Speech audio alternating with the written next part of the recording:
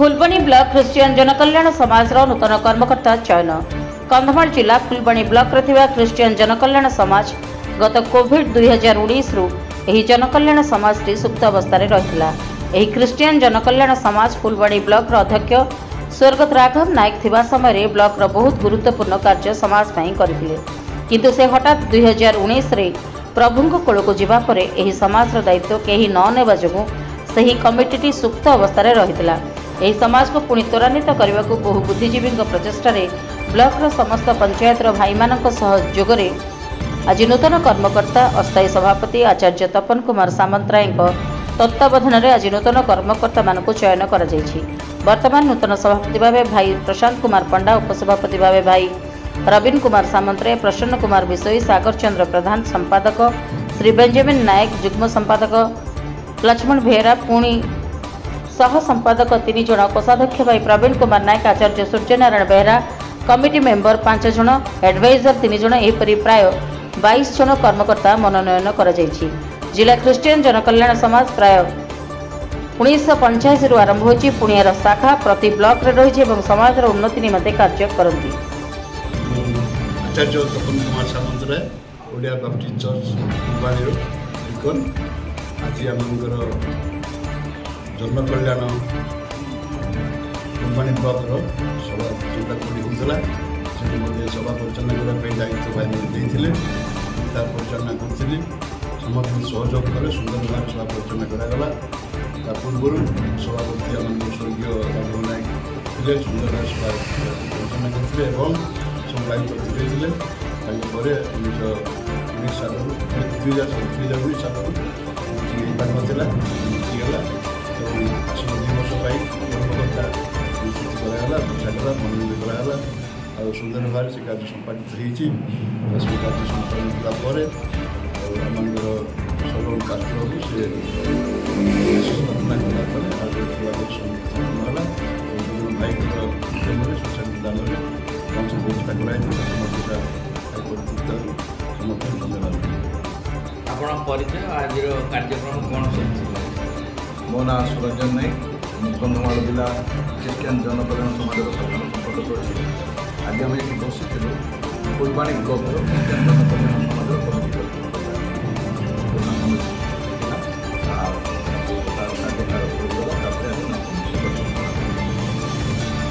आगु किए थे केते वर्ष कार्य बंद प्राय 2-3 वर्ष हे बंद था कोविड पर तेणु या पूर्व थे आम स्वर्गीय राघव